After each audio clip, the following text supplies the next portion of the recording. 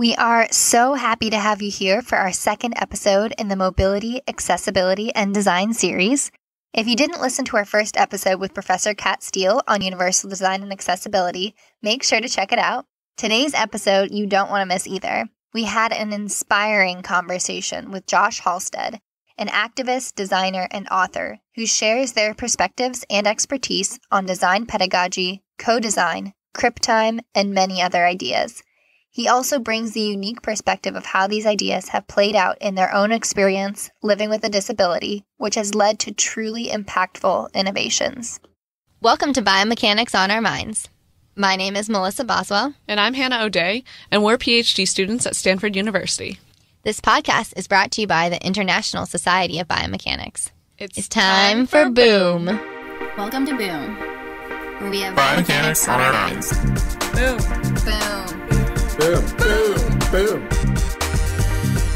Boom, boom, boom, boom. Boom. We are so happy to be talking with Josh Halstead, an epistemic activist working at the intersection of critical disability studies, design pedagogy, and community organizing. They are a recognized contributor to disability design discourse and seek to unsettle and rupture normative systems of thought by centering marginalized perspectives, and recently co-authored a forthcoming book, Extra Bold, a feminist, inclusive, anti-racist, non-binary field guide for graphic designers. We are so excited to be talking with you. And I think that introduction doesn't even, as awesome as it is, doesn't even do justice to the impact of your work. So we're excited to learn more about that today. Thank you so much. Yeah, and as Melissa said, we've been inspired by your work on the creative process, and we know you're passionate about the cultural and social value of centering disability in design. Could you share with us when you recognized this work was one of your passions, and sort of how did you begin this journey in the field of design? Yeah, that's a big question. So for those of you who are listening and might not have visual representation, I'm disabled. So I started this journey from day one, kind of hopped right into a world that wasn't planning on me being around. I always tell people I was much better suited mind-wise to be a lawyer or an accountant, but it's just the fact that I had to design my way around so many things growing up that I became a designer. So how I started to kind of center this idea of disability identity and culture as primary lenses through which we create things through was I was actually asked to do a talk on inclusive design by one of my colleagues. I was at Landor Associates at the time doing brand design. And I had no idea what inclusive design was at all. And it was funny. There was kind of this assumption that because I was disabled, I must be some kind of an expert on it. So I started to do research and talk to folks, and I really realized very soon that I had a perspective because I found a lot of the knowledge that was given on disability had a lot to do with medical knowledge and not necessarily around kind of either the cultural aspects of disability, the identitarian aspects, and even kind of the social or political oppression kind of encasings of disability. So I just started to ask, well, what happens when we start to broaden that aperture a little bit and design through that, right? And when you do that, then all of a sudden, as a design educator, I saw an inroad to talk about something really specific around intersectionality. When we know disability only as a medical phenomena, something that's locked in the body and not a part of society or politics, etc., it's really easy to other disabled people, quote unquote, and kind of think about disabled people as one identity, right? And for me as an educator, I thought, that's not a good way to kind of go about it. So that's really opened up a lot of very generative conversations and new ways of kind of thinking about not just how do we design through an anti-ableist lens, but anti-racist, anti-sexist, etc. down the line. Yeah. It's amazing how sometimes it just makes me think of just the labels that we have on people, but how there's just this overlap of when you're learning things about anti-ableist, how that actually does impact, other domains as well and can be applied there.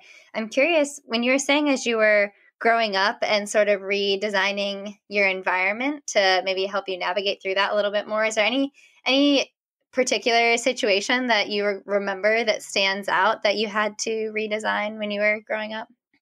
That's a good question. I mean, it's like kind of picking the right one. Well, I don't want to repeat what I have in the Creative Mornings talk, so I won't talk about the way that I drew. I mean, the first thing that comes to mind is therapy. I mean, they really didn't have.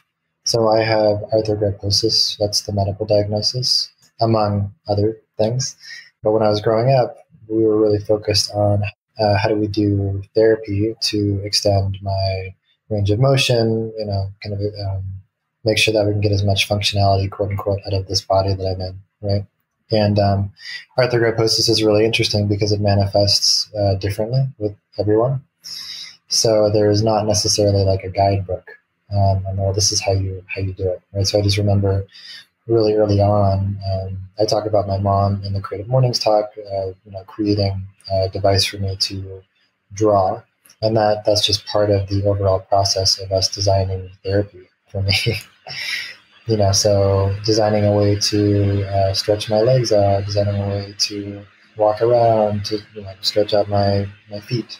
That's one thing. Like that was a very formative form of design for me, and also kind of early on helped me kind of poke a hole in the medical industrial complex and say like, well, I don't know everything, and this is not to jab in a bad way. Like we need the medical sciences for many things, but it's just to say that there is kind of the objectivity of that world started to get a little blurry for me, which was good. Right? So that's a great example, I think, speaking to biomechanist audience, where we might be developing physical interventions or movement interventions for people where we might unintentionally be designing them in a way that is not accessible to everyone. So that's a really good point for us to consider in our work.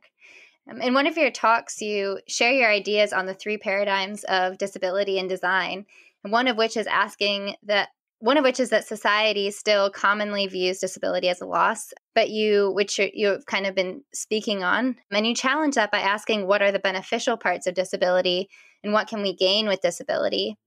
How do you think your views shifted when you reframed disability in that way? And then how can others better understand this paradigm that you present? Well, I mean, so I write a little bit about it in extra bold. I mean, my journey has been really discovering my identity, right? And how do you kind of reframe narratives, especially when you are born disabled, and that means socially, at least, in Western society, as a detriment or something that's tragic, kind of, and you just get those kind of social narratives fed to you from day one. So it took a while, and really the process for me was to move out of alienation and into disability communities, and to really say, oh, other folks hop into a taxi cab and have the taxi cab driver ask what's wrong with them. Also, like we all have these, simple stories, even on a Monday when I'm tired and I don't have head or heart space to talk about it. So, yeah, I could imagine. Yeah. So then, there's that solidarity, right? And that kind of community that starts to form, and then it starts to loosen or starts to melt some of that ice that's been formed around your identity. And, that ice is saying that you're tragic and you're not worthy, and, you're not sexy, and all these things that, come along with kind of a social label of disability, societal rather. So how did I move to that idea of gain? Well, one, I completed a master's in disability studies, and in there, and also through kind of working in disability communities, came into contact with folks from deaf communities, capital D, and came across this idea of deaf gain, looking at deafness as something that's cultural and really kind of beneficial, just the counter narrative of what happens when we flip that paradigm upside down. When we look at deafness not as loss of hearing, but a unique kind of cultural way of experiencing the world, of speaking with one another, of inhabiting space. And so when I talk about disability as gain, it's heavily borrowing on deaf gain as a concept, but it's also borrowing on feminist epistemologies like standpoint theory, right, or sit point theory if we want to be anti-ableist, and this idea that everyone has we're kind of like rupturing, if you will, like a la the bio, I guess, this idea that knowledge is objective, and we're kind of like putting on a silver platter where all knowledge, everything that we're kind of dealing with is subjective, and everything is partial. That's what Donna Haraway says, right? And so if that's true, if everything, if all knowledge is partial and all knowledge is situated, depending on our kind of location, identities, social, cultural, geography, etc., then everyone is kind of drawing from that identity and their location in that matrix. So why not disabled people also? So from there, right, just to kind of come down to an abstract example rather than kind of stay in the clouds, which I'm okay at, is to say like, well, we have really, so living as a disabled person, and I'm using identity first language on purpose for those of you that are like, oh, what's up with that? I'm doing it to ruffle some feathers if it's contentious to you.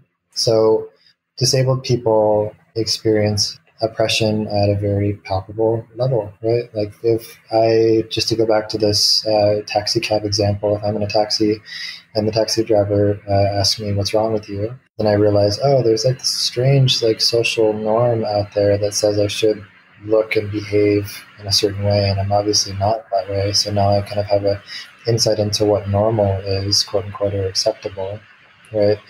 And that might not be legible to my brother and sister who don't have legible disabilities, right? Yeah. So that knowledge over time, over a lifetime, is its own expertise, right? And we kind of look into inclusive design and participatory design, co-design, design justice. Everyone's kind of turning toward this idea of designing with folks who are most impacted, most marginalized by either design or society at large, because they have expertise of the systems that are marginalizing them, right, disenfranchising them, etc.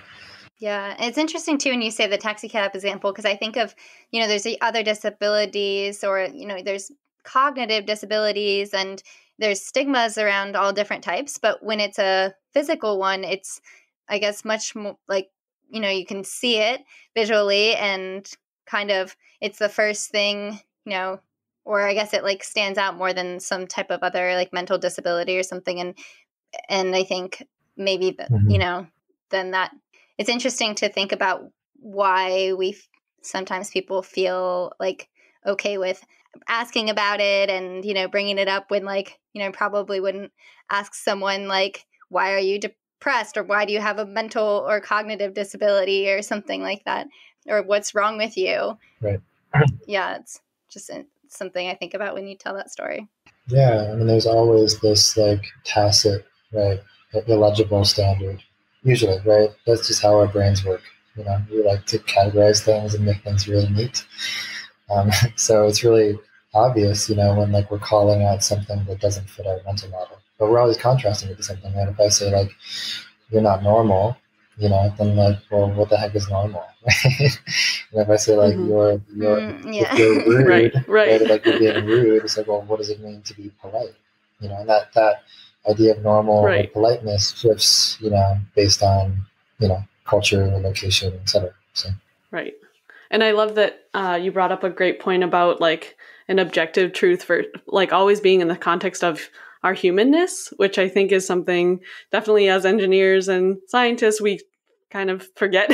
And like that all of this was sort of, all of our science is founded by human discovery. And so, it's laced with all of the imperfections of that. And so I just really like that point and emphasis too. So thank you for that. Yeah, absolutely. Damned lies, damned lies, and statistics. Yeah. Yeah. Right. Right. Even just defining what normal is, like you were saying, like your good friend, Sarah Hendren, that we were lucky enough to speak with a few weeks ago, like she's got that whole chapter about like when normal became a thing physically, right? Like when doctors started to, actually map out what percentiles, children and adults should be at, height wise, weight wise. And that started to shape that idea. But I love this other side of like culturally what is normal, and that we can change that objective, what lens we put on that objective, maybe truth. So yeah, I feel like you've challenged us in how we think about things. And recently you responded to an article that said we tend to consider accessibility in spatial rather than temporal terms. And you shared your thoughts that crip time and spoon theory should both be considered in human-computer interaction more broadly. And I'm not sure that most people, I definitely didn't immediately know what these terms meant. So could you explain them and how they can be implemented into human-computer interaction? Yeah, that's a good question. So I loved the article that was written by Alex Halstead of the Disabled List. And Alex was really drawing out, I mean, they're just a wonderful design critic, thinker. Not that they would identify as a design thinker, they'd probably agitate against that, rightfully so. But I really value Alex's perspective. And Alex was discussing this idea of, one thing that Alex drew out was this idea of if you are expecting folks to show up to a conference, right? And that conference, like a Zoom conference, and that conference is 100% accessible, has ASL interpretation, like everything, everything is there in place. But you can only see it at the time, like one time, that's inaccessible to a bunch of folks with chronic illness, right? Because sometimes, and just many other types of disabilities that might conflict with this idea that we can kind of show up a rigid kind of productivity-led capitalist, if I can say so, schedule, right? Like be here and that's it. So Alex was kind of drawing out the point that, that's not, it might be accessible the way that we're used to thinking about it, but it's not accessible when it comes to the temporal dimension. So recording it and then allowing folks to kind of access that content on their own time makes a lot of sense, right? Because some folks might not be able to show up on the kind of day, time, etc. And that idea gets the idea of crip time, right? So crip is this reclaimed term from what might be obvious, this idea of cripple, right? So just like the term gay or queer, crip is politically reclaimed. And to crip something is really to, there are many different ways you can think about it, but it's really to kind of flip it around in favor of disabled people and also to expose the normativity embedded in something. That's how I would describe it, and others have kind of described it similarly. So crip time, if we kind of think about it through that lens, is looking at this idea of time, right, and to twist it around in favor of disabled people, folks who are maybe chronically ill, etc., and then also expose the normativity in just kind of this idea of locked time or quit time, whatever. So that has plenty of consequences when it comes into human-computer interaction. One obvious example is this idea of the Zoom chats only being offered one time, or maybe synchronous learning in the time of the pandemic. It also might have something to do with dynamic content, right? So if we're like a retailer, for example, who in 2021 were cited for, I think, 70% of the ADA lawsuits for inaccessible websites that violated ADA compliance, because they have a lot of dynamic content that shifts all the time, right? So that would be something to consider in the kind of the HCI world, is if you have a website and you change things out every couple of days, right? And then on the other end, you have someone who can only maybe access your site. Their body mind only allows them to really access your site every, maybe once every 2 weeks on a good month. It doesn't make sense, right? There's kind of this normativity that's assumed, like folks can check the Instagram every single day, right? Right. Yeah. Which is not always true, right? So there's this kind of normal, normate, quote unquote, as Rosemary Brian Thompson would say, who's a disability studies scholar, at the center of that, right? We're assuming a normal body, quote unquote. So that's that. And spoon theory is just a wonderful thing of disability culture, and it's this idea. If folks read the article, they'd get a better idea of it rather than beyond my description. But simply, it's this idea that not every day might be different. Again, if you have chronic illness, if you have chronic fatigue, if you have myriad cognitive disabilities, learning disabilities, etc., you might not have a bunch of energy to do these things, a bunch. So and sometimes you have limited energy.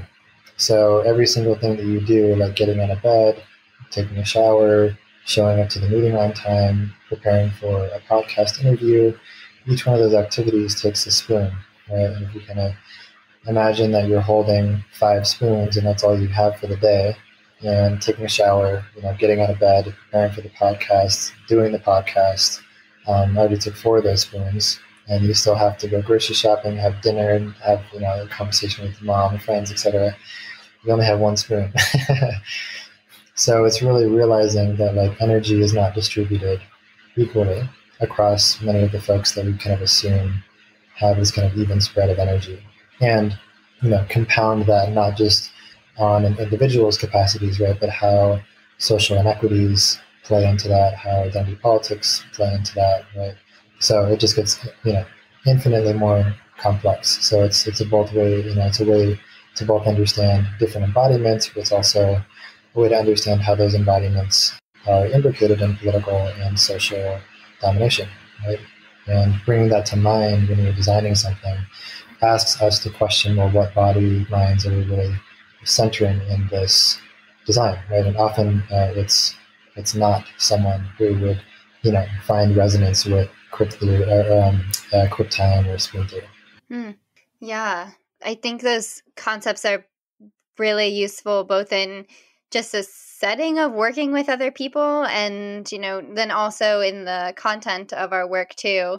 I think, so you shared crip time is making time accessible to people. And then the spoon theory is just better understanding this distribution of energy, and that people with disabilities, might spend more energy than, a non-disabled person would on tasks. So thank you for explaining those to us. And maybe something that would help us put these tasks into, or these ideas into something more tangible, would be sharing a project that you've either been a part of, or you've shared a lot of incredible projects.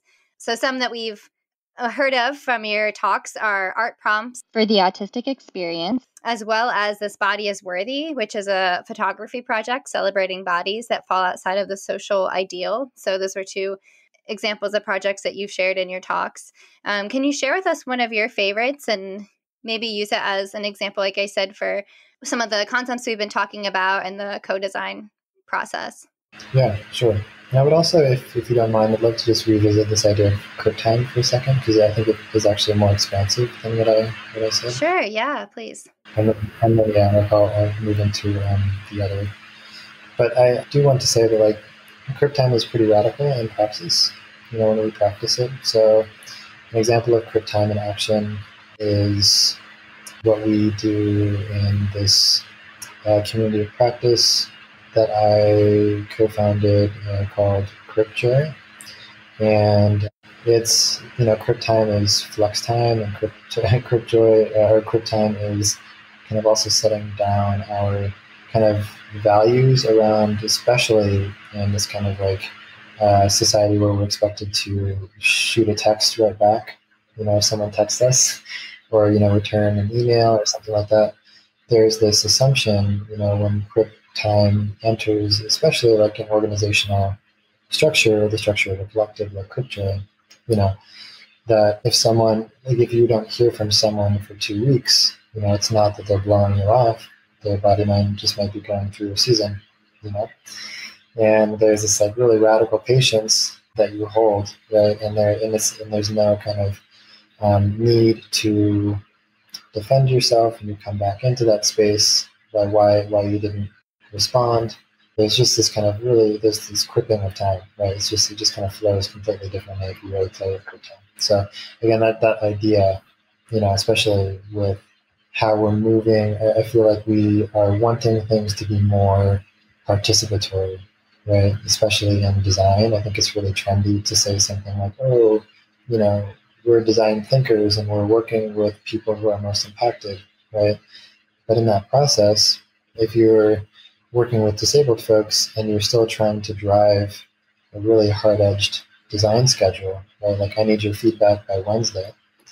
If we don't think about things like crip time, then we're not getting any further away from this kind of neoliberal standard, and we're not being inclusive, right? So I just think it's really important for us to think about not just like how does crip time show up in the outcome of human-computer interaction, right? But how might crip time and spoon theory, impact the folks that we're collaborating with, and then also, radically shift the structure that we hold each other to, whether or not we've found a need at the time for crip time and spoon theory, right? Often it makes our kind of body and minds just relax a little bit and move into a different flow.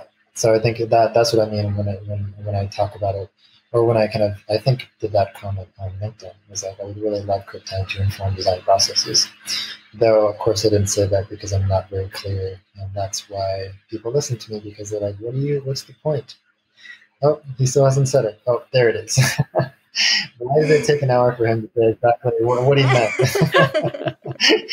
That's yeah. I just take you into the forest, and then you like to keep us hanging. Yeah. So okay,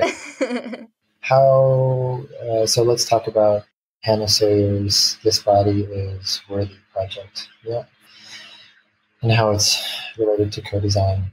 I really appreciate that project because it started with. I also try to foreground design projects that are disability led, right? Not just projects that are done for or with disabled people, but that are done, by and for disabled people. That's what This Body Is Worthy is, and it's since expanded. But Hannah, again, if folks visit the website, they'll understand more about the project. But Hannah started my interpretation of it. This body is worthy through her own kind of identity development. And it started when she wanted to photograph parts of her body that she had had trouble with in the past, right? Just because they didn't necessarily fit within social ideals. And I think the website says something to that effect. But what it's been as it's moved forward is, Hannah was originally working with a photographer, and they would start and hold these workshops. And the workshops would invite a bunch of different folks, disabled and not disabled, but often the folks who were attracted to the workshop were from marginalized identities. Right? And as they do the workshops, then they're writing these messages, either claiming the oppression or writing affirmations on their experience in society. And as it moved forward, it moved from this kind of disability-led by and for disabled people, and as autobiographical project that Hannah had, into a project that's very intersectional, right? So trans folks are on there, queer folks are on there, POC folks are on there, right? So that project, just by virtue of bringing folks into the fold and letting it organically do its self-organization process rather than sticking to this rigid, this is what it is. I just think it's a wonderful example of both co-design and also how we can think about ableism and racism and heteronormativity, all the way down as things that are, involved and, conspire with one another. So this idea of co-design is really, what is inviting folks to the table, not just to an interview. and then letting those decisions and the knowledges and the ambitions and the passions and the directions that they bring when they're at the table to determine not just the outcome of the project, but also the knowledge that's created by the project. So it's a challenging thing if you're really in it. It's a little bit more than design thinking. Right. And there's something very personal in there too. Like you said, it started sort of this autobiographical aspect, her sort of coming to her authentic identity and self, and opening and being vulnerable, sort of opening that up. It sounds like helped invite and allow for that flexibility and ability for it to kind of morph into these other things that without forcing it into being those other things. Does that seem right? Yeah. It seems right. And one other point that I think is worth, though this project might not necessarily be addressing this, but is often when we think about disability design, and we're not disabled, right? Or even if we are disabled, a mainstream way of thinking about how design and technology can intervene in the disability problem, quote unquote, right, is to fix things, right? We need to fix technology to make it accessible. We need to fix architecture to make it accessible. We need to fix education to make it more accessible. And there's kind of, because we have guidelines, there's kind of this preset of prescriptions that we have ready-made for this disability design nexus. And what happens is that often we don't ask disabled people primarily what they want. So Ashley Shue is a scholar and professor at Virginia Tech, told me the story of a student who went pretty far into the program and was really excited about designing exoskeletons, to help folks who were and are experiencing paralysis, help them walk, right? And this person got pretty far into the project, into the process, until fairly late in the game, and then asked someone who was one of the intended users, and this person said, well, actually, I would never use an exoskeleton. Actually, what I would want is, this completely different idea, right? Which is kind of like, tragic if you're a grad student, right? And you're like working super hard on this idea, and you realize that your user doesn't really want the thing that you've been committing to.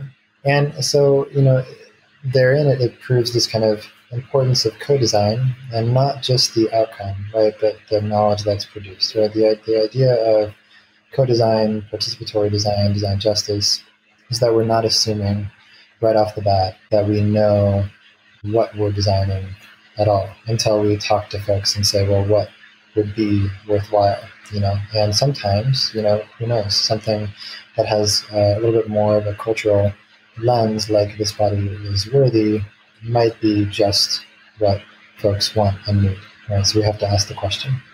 Yeah, thanks for sharing that. I think this idea of co-design is something that we tend to think about more with testing things that we've already made, but I like your insight on starting, from the beginning and challenging the assumptions that we have even going into the start of a project, where it could be, most important before we put a lot of energy into making something that, isn't actually, it might be what we think is solving the problem, but it's not maybe that's the wrong problem, or, not helping the underlying challenges that someone's facing. Yeah, totally. It's like getting out of our teenage. There's some humility in that, in thinking about the grad student who, in the end, it's not really about the grad student or the exoskeleton. It's about the user, right? And so there's got to be that humility. Whereas I think oftentimes I definitely feel very attached to my work, and it's hard to kind of, reframe and reorient that, it's really about the end user, not about what I'm doing. Yeah. I mean, it's a strange phenomena. It's like when I was, and I'll just speak from my perspective and my experience, not generalizing about teenagers in general. When I was 16, I knew everything there was in the world. I knew everything. And then, I got a little bit older, and then every single year I realized that, actually I didn't know that much, up until I moved to San Francisco, and I was like, oh my God, I don't know anything about anything. That was my early 20s, just being completely lost. I don't know, who am I, where am I, what am I supposed to do, etc. And then all of a sudden, I got this this skill set. Yes, very relatable. Yeah. and then I got this skill set. I got this skill set as a designer, right? And then all of a sudden, I became a teacher. So it's not just a designer, but now I'm a teacher. And now, maybe I can think that I know everything, right?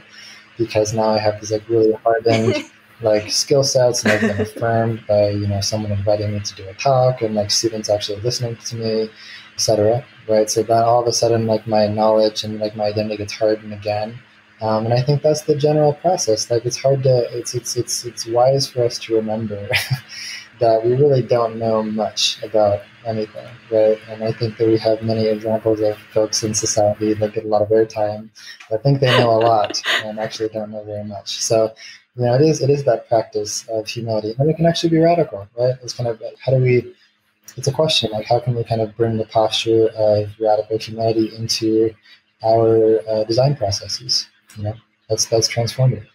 Yeah, that's such a good point. I think it's so true in that the more that you learn, the more you realize you don't know. But I think just coming to terms with that kind of takes the pressure off things. Like the more you sort of accept the fact that you don't know everything and you're not going to. And I think what you're saying, this kind of repeated cycle of growth and maybe even shifting, your knowledge base to a new area, it kind of brings you back to that point where you're more open and to having like your perceptions change and just this, just being more open to learning, I guess. And speaking, I guess, similar to this idea of continued growth, I saw in one of your quotes, you say in an interview, you said, don't seek stasis, seek confusion, a pandemonia even. And I'm wondering, so it makes sense, I think, not to seek stasis.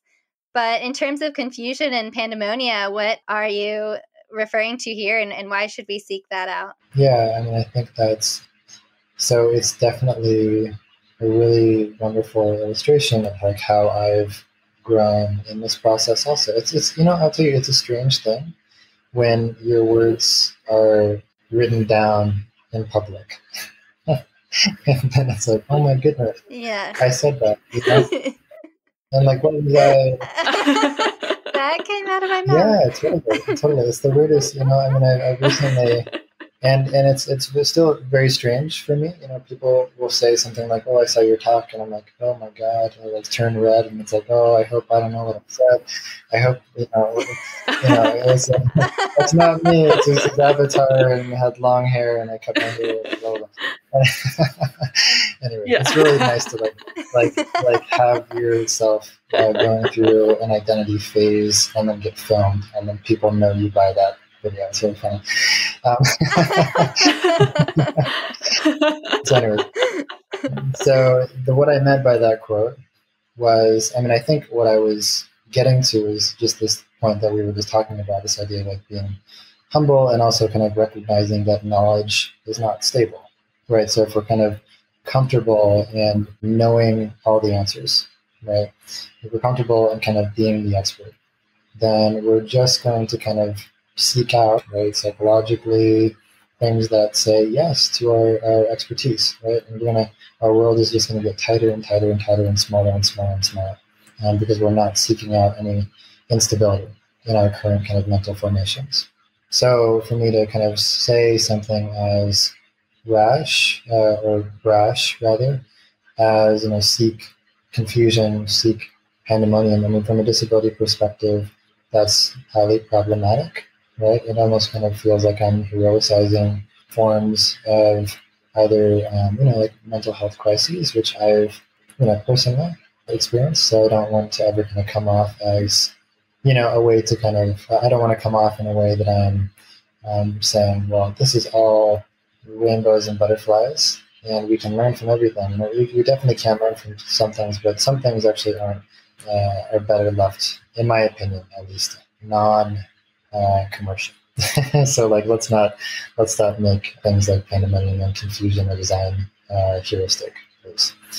But what I meant by that is like, let's shake things up, right? Let's unsettle the knowledges that we bring into our designs. Let's shake up the processes that we're used to, right? Let's shake up the edges of the questions that we've asked up to that point, right? Let's kind of use every single opportunity as a way to spread ourselves out a little bit broader, and specifically, like, let's involve our body minds in that spreading rather than kind of disassociate and make it a head-driven thing, So how do we bring our identities, how do we bring our full selves into a process and use our identities and the folks that we're working with to really unsettle what we're used to, the status quo or stasis, as I say. I think all of that just speaks to growth, right? Like that seems like how we grow. We talked about, I liked earlier you said like sort of these periods of soft versus hard times in your, like, if you we're talking about all these concepts as like sort of where this pliable clay, like maybe there are times where we are more pliable versus not, and less settled versus more unsettled, and things like that. So Yeah. I love just all of that. Yeah, absolutely. I think, Sarah Hendren, who you spoke to recently at a design symposium, said something to the effect, and I'm paraphrasing, but, all design creates openings and closings. In every single design decision, there are possibilities that are opened, and then there are possibilities that are closed, right? So the example that we could go back to is like this synchronous Zoom conference. It's really great because it allows folks, or even like what we're doing here, like it allows us to connect from different locations, which is wonderful, right? But if I wasn't able to make it today, and you, which of course you wouldn't say this because you both have been delightful, but if you said, hey, we can only do it today at this time, and that's it, then that would also, the same thing that is very accessible is also a closure, right? So just thinking in that, like when we experience closures, that's always a site for growth, right? It's always a site for checking our assumptions, asking more questions. Yeah, and just speaking of connecting, and we've enjoyed having you here today, and we definitely think our listeners are going to enjoy learning more about you and your work, and maybe even accessing the forthcoming book that you have. So we're just wondering if you could share ways that people can connect, maybe check out your website and find out about your book. Yeah, definitely. I mean, so the book is a great way to learn more about the work that's near and dear to my heart, and then also how it's situated within other dialogues. I think it's really important. Right? Sometimes, again, we can kind of think about thinkers or writers, etc., as like this, as people who foreground ideas, and not necessarily how those ideas are in conversation with other ideas. So I really, biasly, of course, I think that Extra Bold is a good example of that because, there are a bunch of co-authors, right? We're not just, it's kind of, tearing at the seams, so to speak, of the traditional model of a book, right? So it's looking at conversations nested within different conversations. So I think that's a good example. Checking out Crip Joy on Instagram is a fun way to just see some of the community organizing work that I care about. Don't check me out on my website because it's definitely not updated. So, and I guess, like any of the talks that are out there in the world now, with or without long hair, is a good way to kind of interface with what I like to talk about. That's awesome. Thank you so much for sharing those. I know I'm super excited to read your book now, and maybe one day I'll be able to, we'll be able to meet in person and I'll get an autographed copy or have you autograph my copy. But yeah, we've learned just so much from you and gained so many valuable insights. And we just want to finish on our favorite question to end on, which is, what are you most excited about for the future of disability and design? This is a big question, and I'll again just kind of narrow it down and say I'm going to answer it from my perspective and specifically like how I'm situated in this conversation, what I'm excited about. Right? I'm excited about just the future of disability design pedagogy. How do we really teach disability design in and outside of universities? Right? How do we kind of just co-wrote an article with a disability design scholar, Emily Bruhl, and we were discussing how do we start from ableism, as well as kind of starting, in addition to starting from the normal kind of functional limitations, quote unquote, model that other disabled or disability design pedagogies start from. So I'm really excited about kind of how we might expand disability design pedagogy as something that's truly intersectional, asking questions about kind of embodied learning and involving students and their body minds in the learning processes rather than just kind of receptacles, as Paulo Freire might say, for the banking model of education that just get knowledge poured into them. I'm really excited about how concepts that come from crip theory, like crip time and spoon theory, can then impact classroom cultures and workplace cultures, not just design processes or design outcomes. So, yeah, I'm just really excited about what it means for folks to be receiving and interested in disability design more now than they maybe have been in the past, and just see it as a big opportunity for us to continue refining the educational models that we all, not all, but some of us find ourselves in. I mean, you've shared so many different perspectives, I think, about, and I love that you contextualize everything that you're saying and answering with, kind of drawing it back to it's related to like your thoughts and ideas and opinions and identity. So we also appreciate that. And hopefully, that educational model, that adaptive, like that awareness will just be more of a sort of ever-present thing in our world rather than, like, I think hopefully it doesn't take me, 27 years to learn all of these things or to learn more about some of these ideas, Absolutely. Yeah. So thanks, Josh, so much, and for spending time with us today. We really appreciate it. Yeah, thank you so much. It was an absolute pleasure. Thank you for listening to Biomechanics on Our Minds. I'm Hannah. And I'm Melissa. Thanks to the International Society of Biomechanics for supporting the podcast, and to Peter Washington for creating all the music you hear on Boom. Make sure to follow us on Twitter at BiomechanicsOOM and on Instagram and Facebook at Biomechanics on Our Minds. If you have feedback, suggestions for guests, want to share new biomechanics research or research fail, want to host your own episode or be involved in the making of Boom, or just say hi, you can reach out to us at any of our social media platforms or send us an email at biomechanicsonOurminds@gmail.com. Biomechanics off our minds.